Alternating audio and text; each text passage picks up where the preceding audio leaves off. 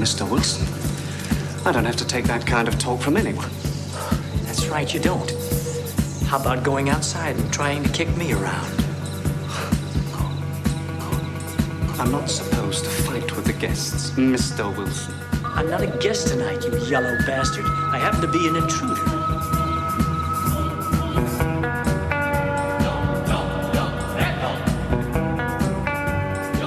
Hello, and welcome to The Good, the Pod, the Ugly, a film podcast where we talk essential filmographies of notable directors or actors every season, along with a number of specials, often with guests.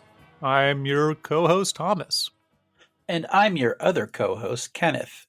You may know us from our other podcast, Delicate Dance, where we speak with 5 aspiring dancers, 2 Catherines, 1 Kitty, and 2 Kates, who all work at deli counters in the greater Portland area for riveting conversations mixing plie and pate, tender sirloins and tenderloins and tendu, chopping it up over liver and the Lindy Hop, ground chuck and the Charleston, the Dougie and Dagwood sandwiches. This week, we are joined by special guest, Ryan. Hey, maybe I'm upgraded. Maybe I'm like a sidecar guest now. Cause it's, is it really special anymore? But I appreciate being here. Well, I'm not saying that. Yeah. So if you've never listened to us before, we pair 2 films per episode, do a deep dive on their background, and then talk about them. What the hell are we talking about this season, Thomas? And are we perhaps on the last film of a director? We have been talking about Darren Aronofsky, who cleanly has 8 films, which helps us with our temporal pincer movement of doing the first film and the final film. Even numbers helps us get to this middle portion. We're doing the second half of our middle films. Last week we did The Wrestler. This week we're going to be covering Black Swan. Black Swan. So this will be our final episode to talk of an Aronofsky film strictly. Next week we'll give our recap, and we have a special film to discuss, which we'll say a little bit more at the end of the show. Yeah, and we're also going to be doing a countdown of number 8 to number 1 of our favorite Aronofskys. So basically, number 8, The Fountain, and then what are Thomas and I going to have above that? Yeah. And I think, are we going to have a special guest for that as well? Yes, a number of special guests. Some of them are surprise guests that when they are revealed may shock and alarm some people. Like, how did they get Darren bleep, era bleep off bleepski to be on their podcast? Who knows? Old Scarfy himself. Yeah. Black Swan. Yeah, 2010, the year of Resident Evil Afterlife. And I also have down Hereafter. I don't know what that film is. One of Eastwood's worst as director. Okay. Which is pretty bad. What is that one about, Ken? I know the name, but I have no concept of what that film is. Matt Damon and Ron Howard's daughter, Bryce Dallas Howard, and some other people. Wait, those are 2 guys. Did they adopt?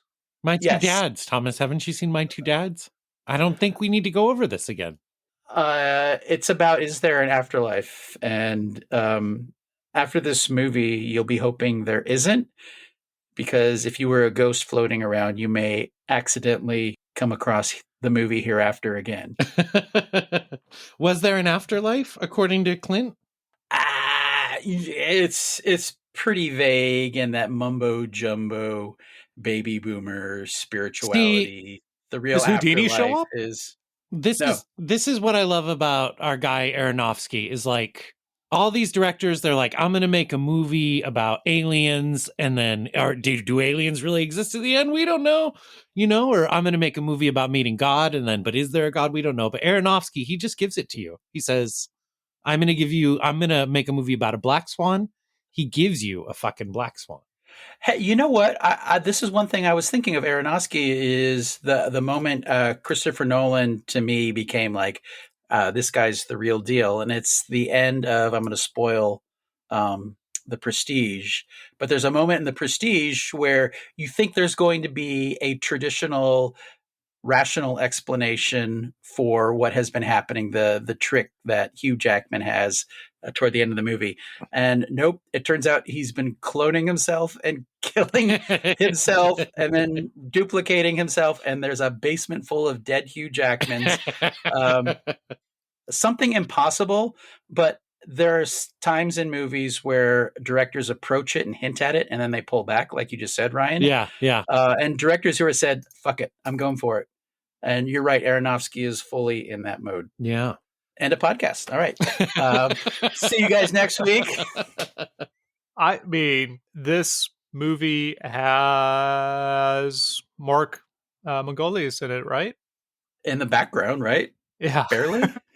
Very barely. Like, there's some deleted scenes that they did shoot where it's just talking to some sponsors during that gala. Mm-hmm. Barely shows up. It's a shame. One of our favorites. I mean, at least he wasn't a rock angel, I guess. Yeah. So this is kind of weird, the genesis of this movie, that it started out as The Double, based on like Dostoevsky's the Double, which Aronofsky really wanted to associate with. And it was like based on an off-Broadway play, the original script.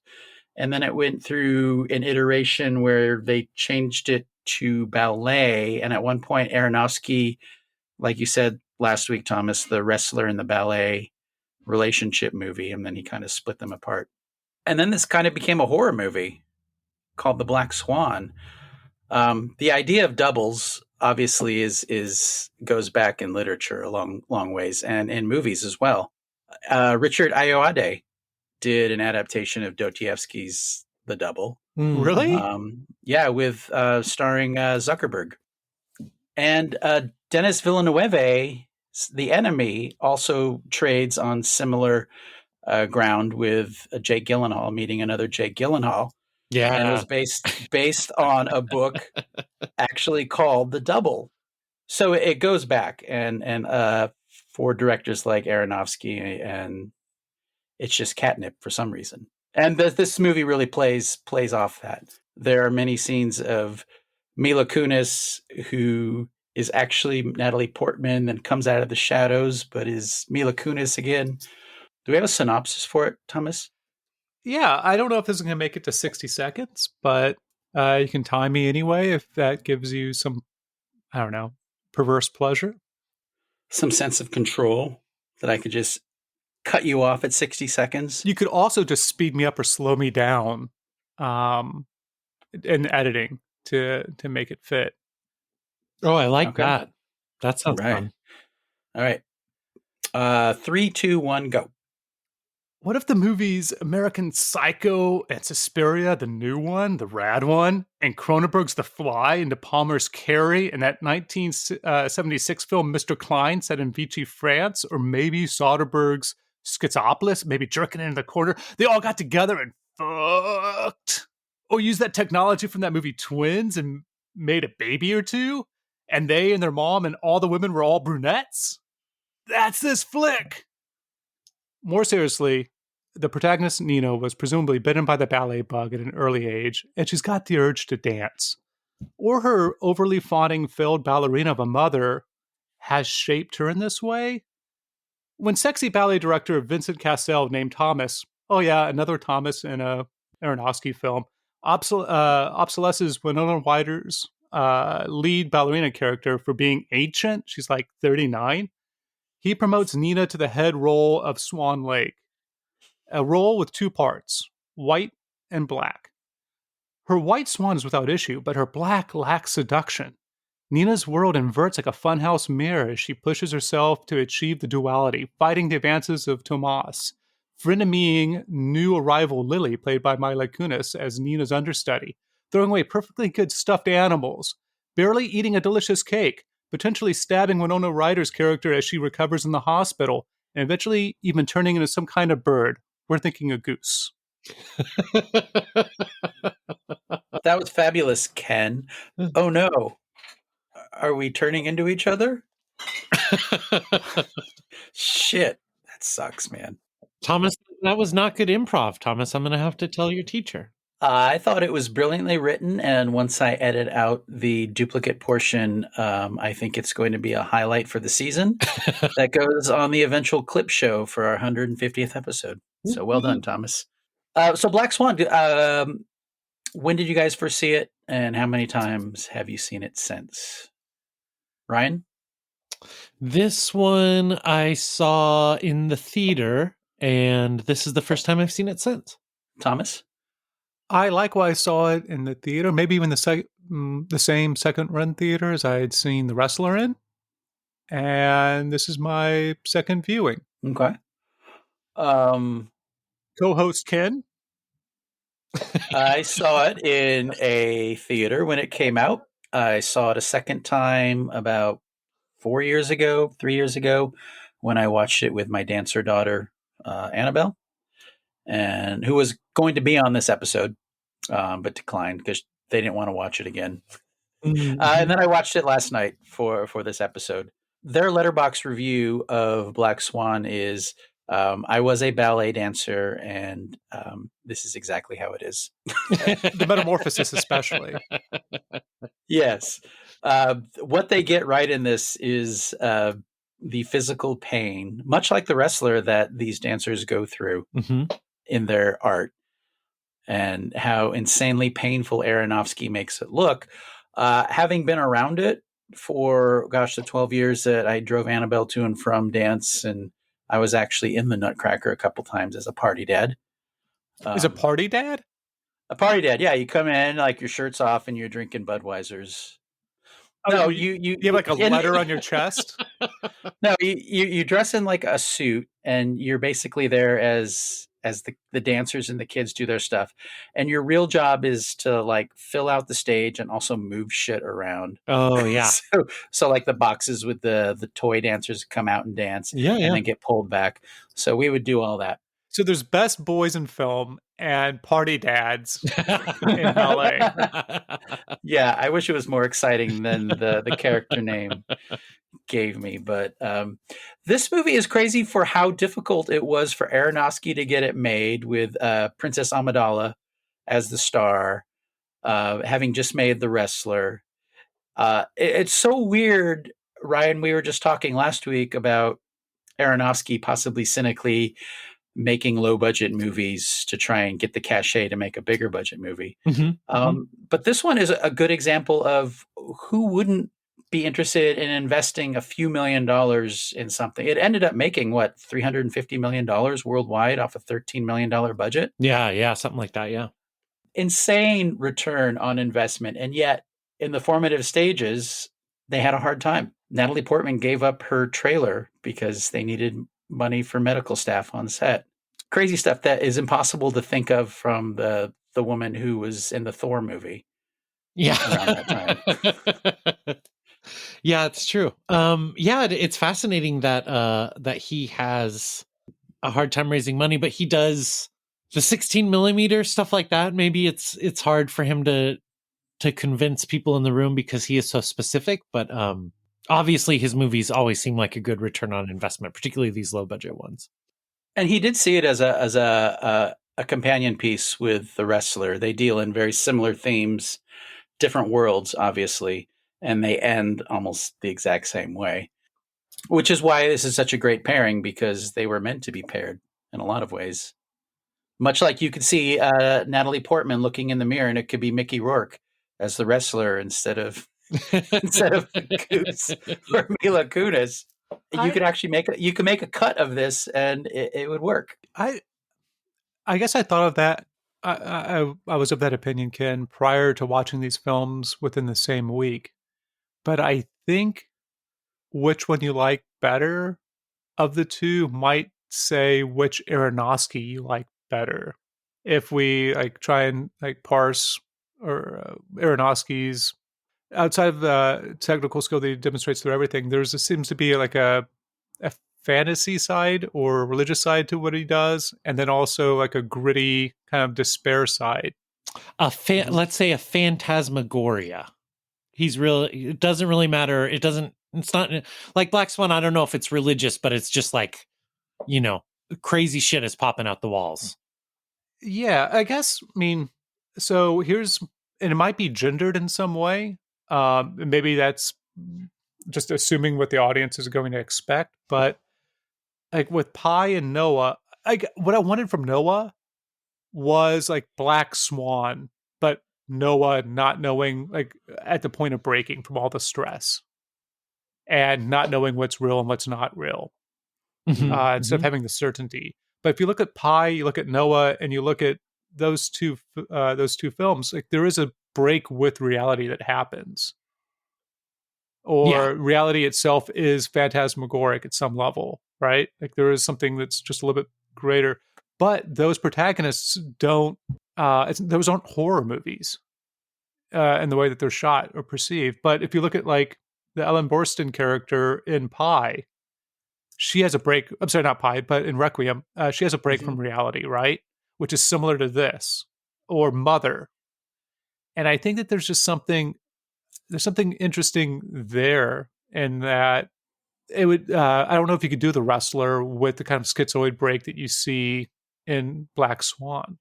Yeah, but he is really making a Polanski-like repulsion with this, and that's not the same thing he was making with The Wrestler. Can I, as someone who I think is on the other side of this gap that I think that you've recognized, Thomas, can I say what I think, why I prefer the Phantasmagoria? Well, you're a special guest, so yeah, we'll allow it. I don't believe him. Like, I don't buy the sincerity. And sometimes that impacts how I feel about the movie, and sometimes not.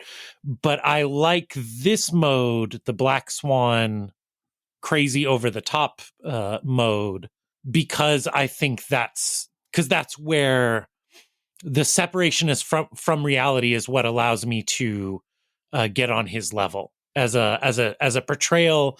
I asked my wife after watching Black Swan a couple nights ago, and she likes this movie a lot. I was like, do you think this is a realistic portrayal of women? And she said, like, no, this is four men's, four men got in a room and made a movie about a lady, So that's why I like, it's not that he's an amazing filmmaker, but when he tries to be sincere, it just leaves me cold, Yeah, I guess I'm thinking also of The Fountain now, and if Tommy and Dr. Thomas, whoever's the three different Thomases in that, if in the present day, if he had a schizoid break and was seeing those things in the book, it'd be a very different movie. But I would say it might be interesting. It might be worth watching. No, but there's, I guess, at the end of The Wrestler, there is a sense of both of them have it seems like the people are sacrificing themselves for their art, but the unreality or disconnect from reality that happens at The Wrestler is tragic, whereas the tragedy in Black Swan is horror based. I don't say more. Yeah, but he's going for two different things in each movie, and it's the degree of how successful he is. And I think he's remarkably successful in Black Swan. It's a creepy movie, and it's creepy in a fun way where, like I talked about last week, his enthusiasm for it behind the scenes, even if it's kind of depressing on one level, the last 30 minutes of this movie, I was laughing not the entire time, but many times I was laughing just because he is just going for it, and he's just amping it up the way he does in a lot of the third acts of his movies. And without like fucking it up like Danny Boyle would. Yeah. Hey. Even the big reveal of the bad CGI, which $13 million, there's some good CGI here. There's some bad. It's fine. But he's totally going for it. And everybody is on board. Maybe Seymour Cassel as Tomas. Vincent Cassel. I know. I have my notes as Seymour Cassel because it's funnier thinking I love thinking of Seymour Cassel wearing the sweater up backwards and dancing with her with his big mustache, like, you have to seduce me. I'm seducing you. That's the movie I wanted. No, and he is just. There's an interview in IndieWire they did with Ann Thompson, who I think I quoted from for Mother. He must like being interviewed with her, where she says that he basically brings Portman back to reality every time she has these freakouts. Like where she's the horrifying scene where she's pulling the skin back from her cuticle. Oh yeah, my God. Or the nail breaking or any of the violence that she imagines, she's always brought back until she kind of makes her final turn where she literally has no idea what's going on. But I love this paragraph from him where he goes, "That's the cool thing." I'm going to do it with a Brooklyn accent because he has asked that one. "That's the cool thing. The ballet in Swan Lake is gothic. The story is during the day she's a swan. At night she's like half swan, half human creature. I was going, that's a werewolf movie. She's a were-swan. Oh, Natalie Portman turning into this creature. How exciting." And I wanted the metamorphosis to be a surprise for that big final. Don't want to spoil that moment because she's still struggling with those spins. Then she gets the spins at the end. Whoa, that was like Jared Leto level. Ray Liotta and Goodfellas never fails. See that quote from Aronofsky, those are the movies that I watch. This guy who's like talking about Dostoevsky and shit, like I don't know where that bit is, but the werewolf thing, that's, I thought there was some weird stuff in here compared to other movies that we had seen. One being that it has the same opening as Mother, right? Mm-hmm. Like a dream and then the protagonist in bed. Mm-hmm. And that dream almost being foreshadowing of what's exactly going to happen at the end. Yep. I think she has the same breakfast as she does in Requiem. She does. It's the exact same one. I thought that was a clever callback. It doesn't disappear the same cool way it does in Requiem, though. And then, like Requiem, there's a woman in a bathtub underwater, which I think it might also be in the movie we're going to talk about next week. Mm-hmm. Mm-hmm. Possibly. You also have, like you do in Pi, a pervert on the subway. In It's the same guy. The same pervert, right? It's ass to ass, dude. Yeah. So, yeah, I thought it was interesting just to have those, like the repetition that he will have in his films of these elements. It certainly could just be a coincidence, and I don't know anything about film stocks really, besides a vague idea of what different ones look like. But when you turn both The Wrestler and Black Swan to black and white, they look exactly like Pi. Like the color shading, the really bright, the sharp contour and stuff, and the deep blacks and the really bright whites. It was interesting how much they looked alike when seen that way. Interesting. And Matthew Libatique is back for this movie after taking a break for The Wrestler, a hiatus. And we were all big fans of the cinematography in The Wrestler, which, despite its 16 millimeter verite style, was somehow warmer than Libatique's normal style, which I think is evident watching this movie back to back with The Wrestler, and I also think to the benefit of this movie, compared to The Wrestler. Was he off shooting number 23 or whatever that Jim Carrey movie was? I'm pretty sure that's part of his filmography. The Joel Schumacher movie. We'll have to cover that during that season. After that would explain him coming back to Aronofsky and being like, "I'm ready to make real movies again, Darren." Scarfy, take me back. After The Fountain, he does the number 23. and then he'll shoot Iron Man and then come back for Black Swan. Oh, interesting. Yeah, I can. And then he'll get to shoot, not with a gun, but with a camera, Mickey Rourke for Iron Man 2. Ooh. He got a early Marvel payday, didn't he? And like you said, I think in the last episode, Thomas, that Natalie Portman was on board fairly early in this, 10 years earlier. Yeah, I think it was 8 years. It was either 8 or 10 years earlier. So I think she was 20 at the time when they started talking, and she's 28 when they're filming this, if I recall correctly. Yeah. So she was dating Moby at the time. So at that time, because it was the original script was I think The Understudy. It was called when it was set in off Broadway, and it was like an All About Eve type story. I'd actually kind of like to read that version of it. And he barely had any idea of what the movie was going to be, other than one of the scenes he had in mind was the weird lesbian sex scene, where is it real, is it not? Who is it doing what to who? Let's talk about that, can we? I mean, I went over the plot very broadly, I think. Uh-huh. No pun intended. And so do you think that she stabs Natalie Portman's character? Mila Kunis stabs Natalie Portman? I'm sorry, did I say Natalie Portman? Holy shit. It is too late. It is too late at night. They're all the women are blending together and turning into animals. Thomas, look at one of the 15 mirrors in the room you're recording in and see whose reflection you see. Oh, it's not. I'm looking at the back of my head somehow. It is very weird, guys. I meant to say Winona Ryder in the hospital. It looks like Winona Ryder starts stabbing herself in the face.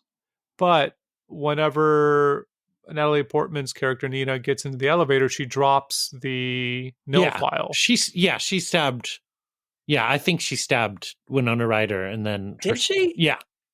See, like I think this is going to be my problem with the film. Whenever we start to rank them, is that it matters, but it doesn't matter. Like what's real and what's not real in a kind of an American Psycho way. Yeah, I agree with that. The second time, I would compare it to American Psycho in that I don't think you're supposed to necessarily draw these kind of conclusions, but this time I thought her mother was probably living with her to protect her because she is mentally ill, and that her mother is perhaps not nearly as oppressive as we are led to believe, and that in fact that everything's kind of the opposite of what Natalie Portman thinks it is when we meet her, that she's completely unreliable. Mm-hmm. But let me ask one question, maybe to trouble that. What does her mom paint? Oh yeah, all those pictures of her. She paints badly. Yeah, that's great. The wall is amazing. It's folk art. I wish I could paint like that. Yeah, no, good point, Thomas. Maybe that's a bit of a stretch. But I thought it was open by the end. I thought that she did do that to Winona Ryder and stab herself when she thought she was murdering Mila Kunis. And that she's just really pretty backwards on what's going on in the world.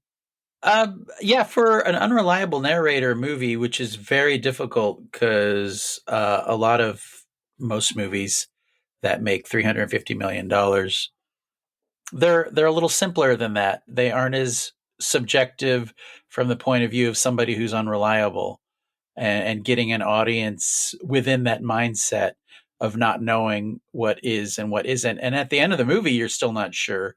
It's really a remarkable box office feat that a movie like this made so much money, that people were going to it and they were getting freaked out, and they were probably covering their eyes when she's cracking nails and pulling skin. When her knees turn backwards, as she transforms into some type of animal. As you're leaving the theater, you can ask yourself, I wonder what kind of bird she was turning into. Was it a goose? I wonder, is this movie any more interesting? Probably not. If like her bleeding at the end is like her menses, like her first, like she comes into womanhood finally. Well, that's weirdly Natalie Portman's reading of it. That she really? thinks that's what she kind of finally shed those being a girl and became a woman, and that she didn't die. I mean, meanwhile, Aronofsky's over here. He's like, yeah, sure she died. It was a bright light. Come on, she's dead. There is. Have either of you guys seen I think comparing this to The Red Shoes casts a little bit of light maybe on how they both could think that about the ending. Have you got another huge influence on this movie? Yeah, and another person part of that orgy. David Duchovny doing the narration. Jesus. Yeah, Hollywood Theater showed The Red Shoes right after Black Swan came out. So that's Good. Jenny and I saw Black Swan and then went to see The Red Shoes because of it. Yeah, so in that movie, a dancer is faced with a similar challenge where she's playing a role of a woman who wants to have a full life and go to parties and have fun and have a boyfriend and stuff, but she also wants to be the best socialite, the most entertaining socialite at this party. So she makes a deal with the devil unwittingly and gets these magical shoes.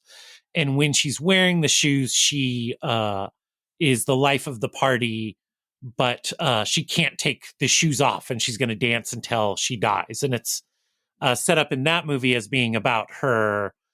Does the main character want to be a dancer who's totally committed to her art and has no other human connections in life, or does she want to have connections in life? And the transformative moment in that movie or section of that movie is when she dances the main part, the Red Shoes, for the first time in the middle of the movie, and it's a phantasmagoric event. She embodies ecstasy, and the whole film turns, and all these color effects start, and she's in two-dimensional space, and the movie really goes crazy to portray her ecstatic experience while dancing.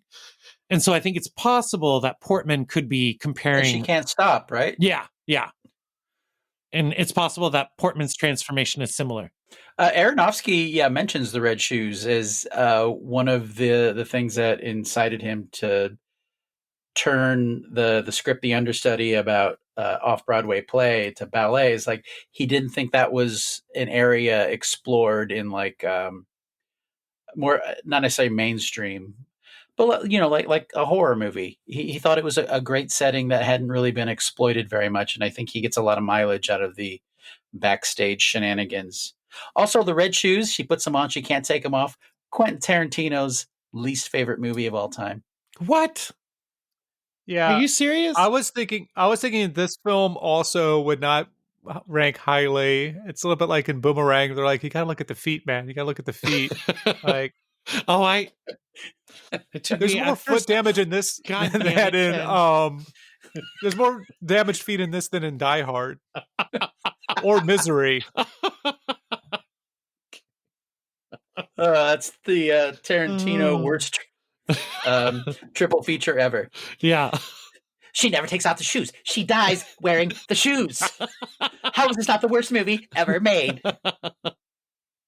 When Portman dances at the end, maybe the actress thought she was transforming in a similar way, where she just walks away from the movie and she's a better dancer now. She's a whole woman. She's got the black and the white working together in harmony.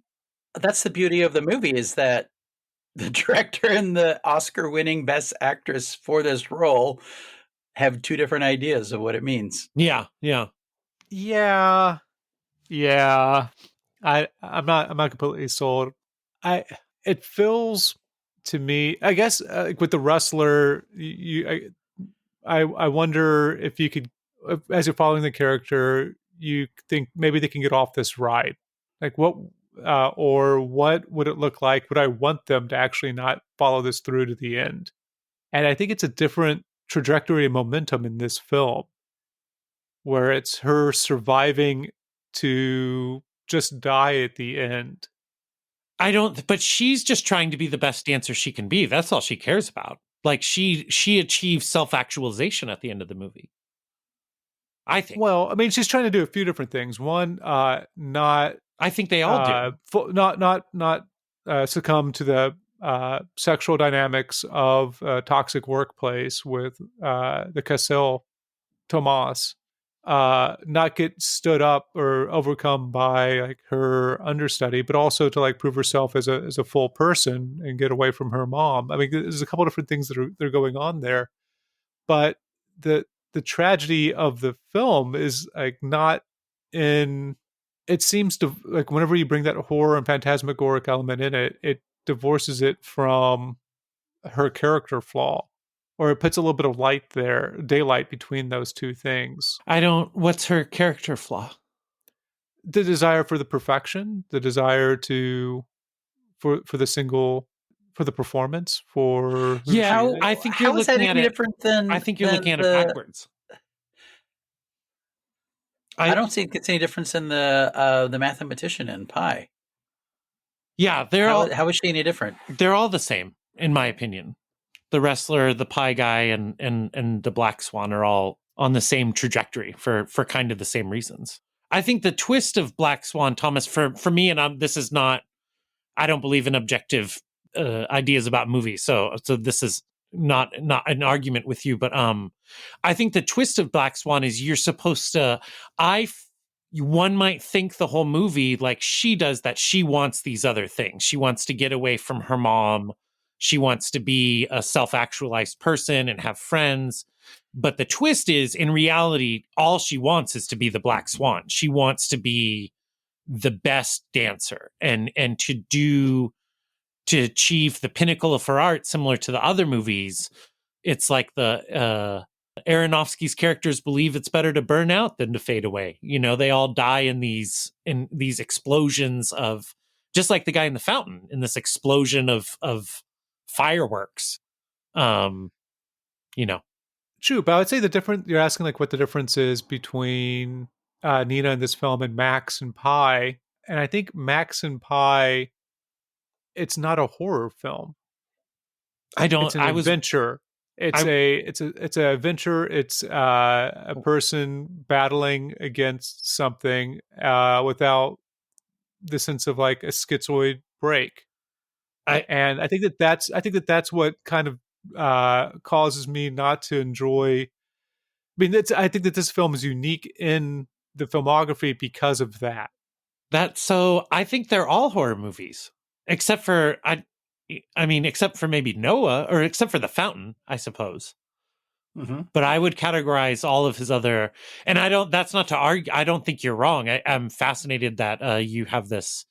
I think of Pi as 100% a horror movie, and kind of always have. Yeah, if he started doing some body horror stuff in Pi, where he merged with the chip, then that would be a little closer to what the Black Swan does, because it gets into that icky stuff, which it's mostly in her mind. Yeah, I guess if you look at Mother in relation to this, in Mother, the protagonist is semi-passive, and a similar thing happens with like a break from reality that she's not able to control. And so I think that those two films with the female protagonists just feel different than any of his films with a male protagonist. Noah isn't concerned about these things. He's not trying to like stop the unreality around him. Mm-hmm. He's part of it. And same thing with Max and Pi. Same thing with The Fountain. Like the male characters are riding the crest or the wave of that unreality into like new adventure, whereas the women are drug in the undertow, to use the extended metaphor. Interesting. Yeah, but I would say Pi and The Wrestler and Black Swan all have extremely unreliable narrators, but they're all told from a very subjective point of view. So you are kind of in their head, whether you want to be or not. And I think that's very instructive of seeing this movie, because I don't see a lot of daylight between Holy them. Holy shit. Is The Wrestler the only movie without a dream sequence? Are you counting Mother as a dream? Yeah. Yes. And she has a dream at the beginning, but I mean, just like as far as a moment of fantasy or being fantasy itself. Yeah, it's like he's like he realized he went too far in The Fountain and just pulled way back for the next. Or he shot somebody else's script. Yeah, well, that's also a good point. But the dream sequence is something you can always shoehorn in as I guess he didn't have any money either, so that probably didn't. Hey, did you guys know that the fella in Black Swan who plays against Portman as a dancer, and it was also the choreographer of the movie, ended up marrying Natalie Portman. Yes. He is the one where Seymour Cassell, after the dance, he asks him, "Hey, would you want to fuck her?" And the guy, and then Natalie Portman's future husband looks at her and goes, I thought she married a billionaire. I didn't know she married a dancer. "Yeah, she's all right." And nobody's perfect. But I really like her. I think this was a big turning point in her career, and I'm excited. I have not, because I didn't sit in on the Mother episode with you guys, so I'm going to rewatch it between this episode and the next one, and I'll keep that in mind. What you said, Thomas, that was interesting. yeah, and Portman had worked for years with vocal coaches to get rid of her girlish lilt that she had, because she felt that she sounded like a girl and not a woman. And one of the challenges of Black Swan was Aronofsky wanted her to revert back to that, because that's the journey her character takes, is from basically being a girl to a woman in a lot of ways. Her room, I forgot that she throws away like most of the stuff in it, but the first time I saw it, I was like, man, that's really selling hard how emphasized and girlish she is. Yeah. I guess one other thing, as you rewatch Mother, because you won't rewatch The Well, or watch The Well, Ryan. But for both of them, there's a lot of interruptions that happen that seem like convenient interruptions. And for The Well, it's kind of excusable because it's if you think about it, it's like a play. Yeah. Mother is great because it's that dream logic of like, for me, my anxiety, I'm going to go do something, and then like this other thing happens, and I'm diverted. You just can't This film has a decent amount of that disruption as well throughout it. Whenever the unrealistic interruptions that happen to change where your focus is in the scene. That and all of it has to do with Nina's schizoid breaks. That happens a lot in Pi too. Now that you mention it, he's always frustrated because he's just trying to do his numbers. Man, why are you standing in the way? Why do you want to talk to me? I got to do my numbers. God.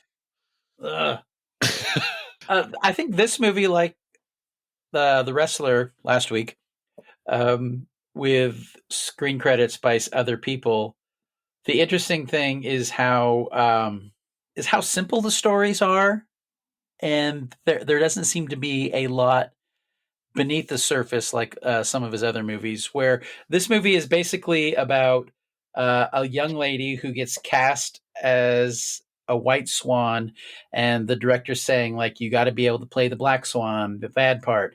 And in her real life, she has to learn through another character who she kind of becomes. I mean, Mila Kunis as a black swan, she's more like a blonde highlight swan as an actress. But I mean, they look enough alike that I get why she was cast. And that's basically it. The play she's in is basically the movie we're watching. Yeah. And there's not a lot more to it. And I think maybe I appreciate it a little more because the deeper I look into it, there's not much more than Aronofsky just having a great time creeping us out. And that's not necessarily a bad thing. I think that's a great thing, and it's entertaining. And this may be his most entertaining movie. I think it's an interesting parallel there, right? And I could think that if this wasn't a horror film, that'd be a terrible, like, it'd be maybe an enjoyable film, but it also, maybe we would watch it like with a hate watch, where somebody has to find their dark side through some friendship to be able to dance the other part. It could be extremely cheesy. And there's probably dozens of movies just like that. But the horror element is what makes this film, I mean, is honestly like why it's so good and deserved to like bring in hundreds of millions of dollars.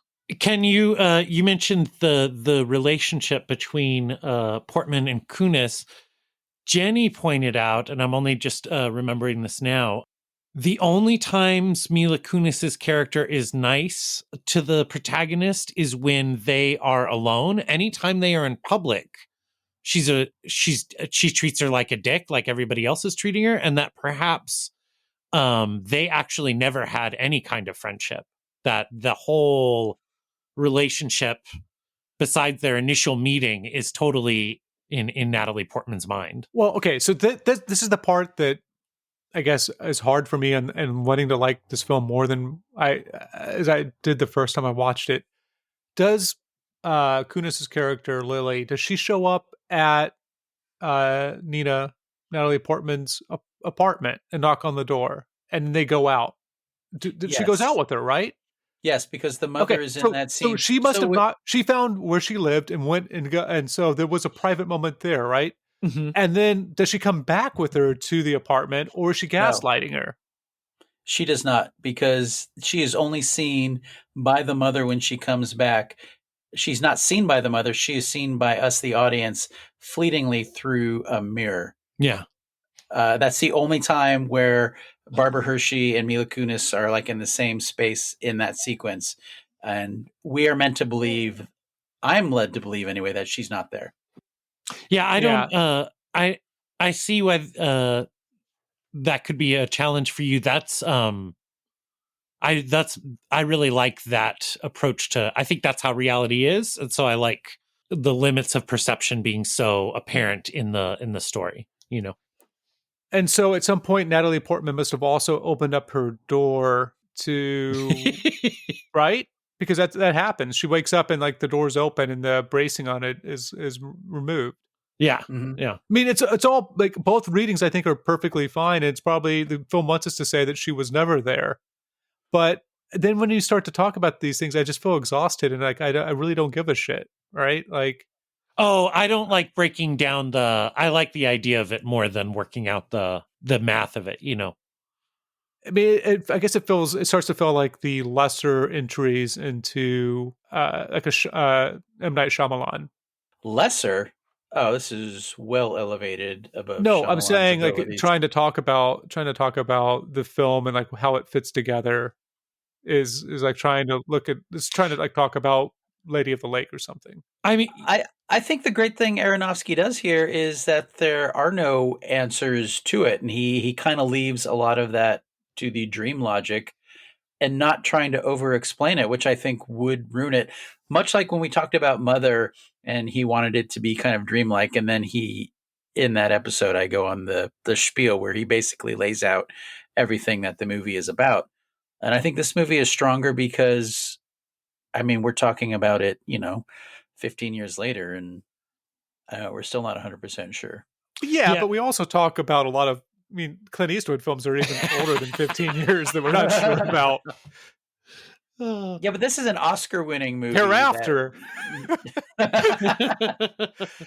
True. I think this film would be terrible if it, at some point, like had a bunch of flashbacks and you got to see when the Mila Kunis character was present and when she wasn't present. Yeah. And like a Fight Club type of approach.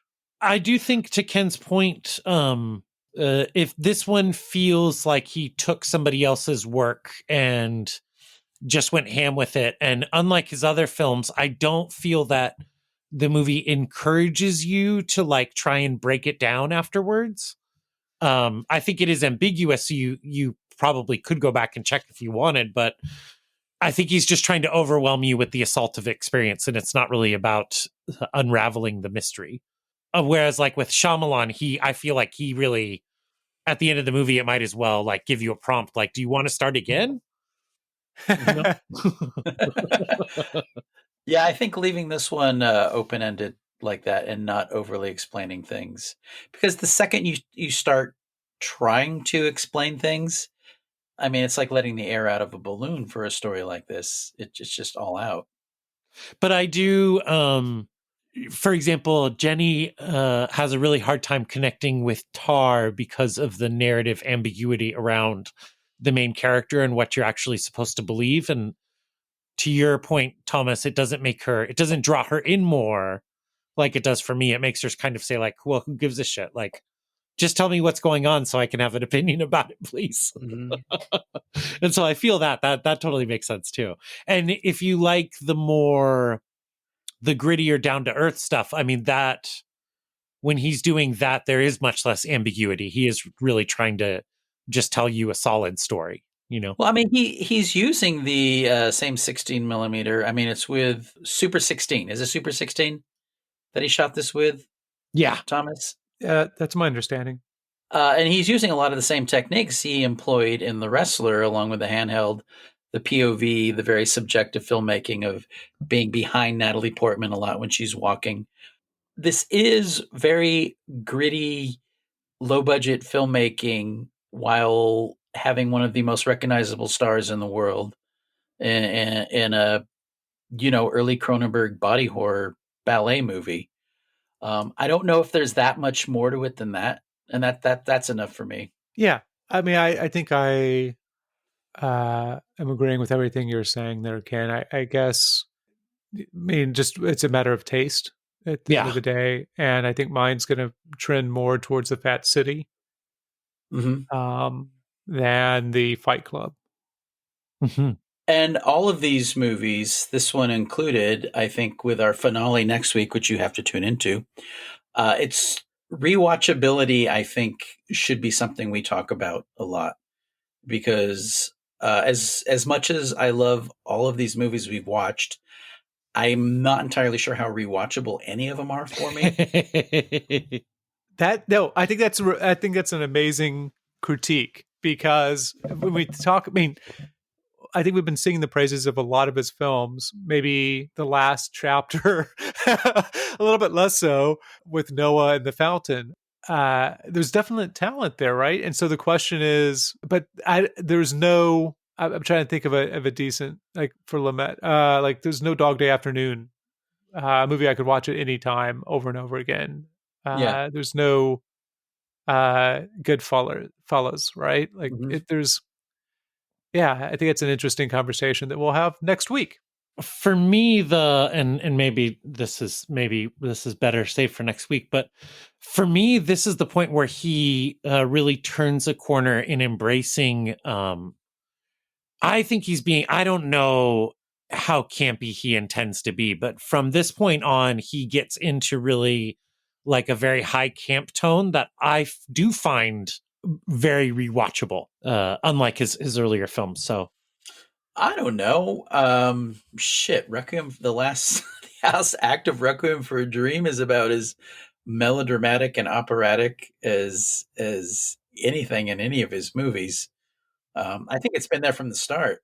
And well, it doesn't hit me like, unlike the first time I saw this movie. When I saw this movie this time, I didn't, besides the nail stuff, which I just hate nails, I was not shocked or made uncomfortable.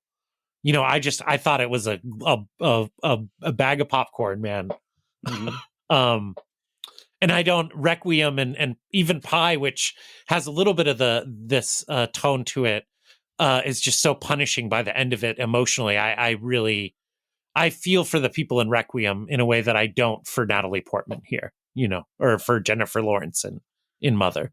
Fair enough. And Ryan does hate nails. If you've ever met him, he's always wearing gloves. Yes. And he even wears gloves and socks in the shower. You have to wear Thomas makes you take off your shoes in his house, but in my house, everybody gets a pair of gloves. You got to put on gloves.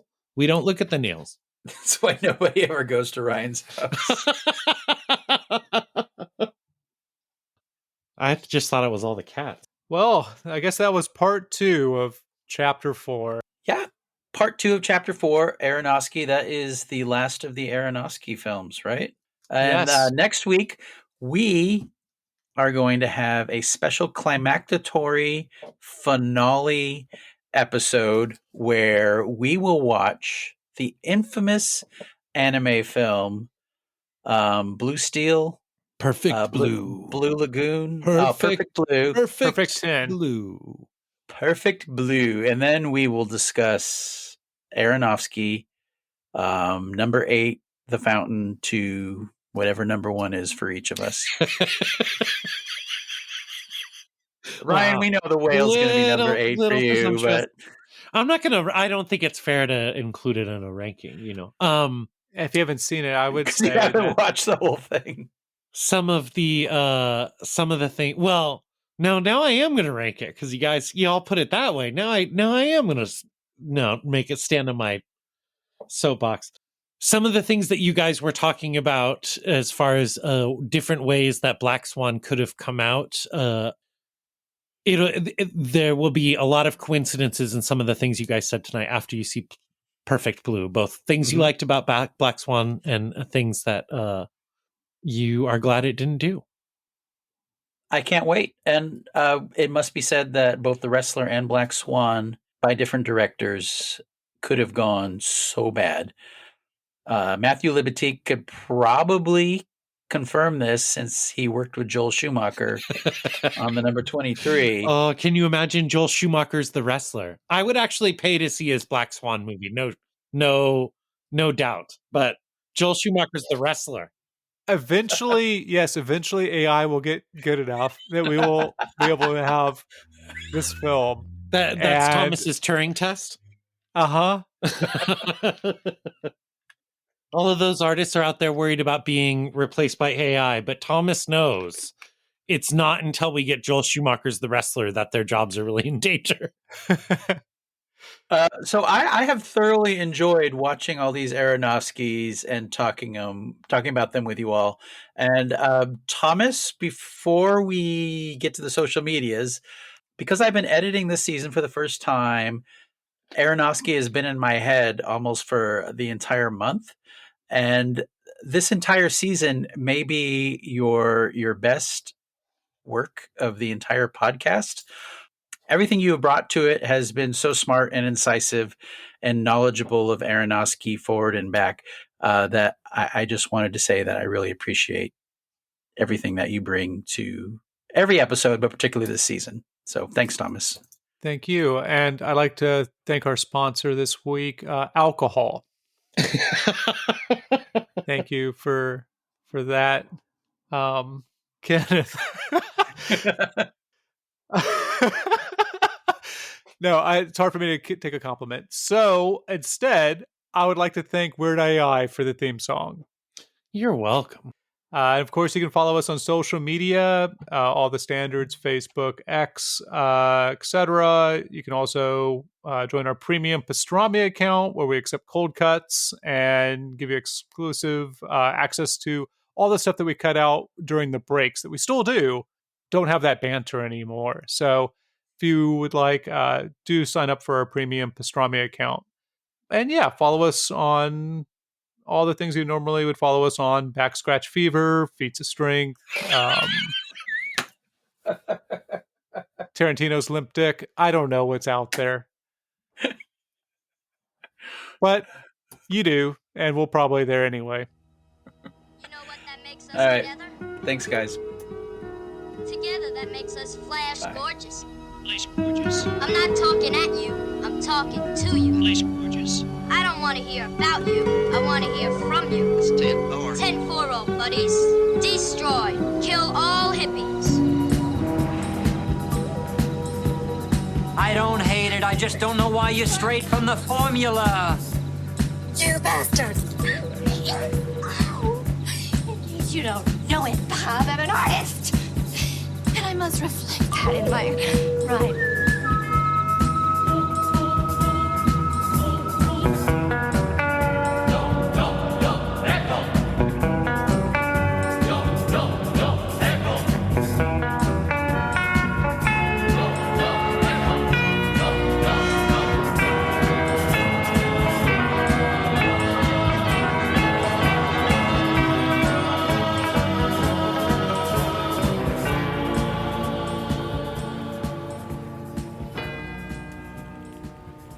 Darren Aronofsky, we're watching you.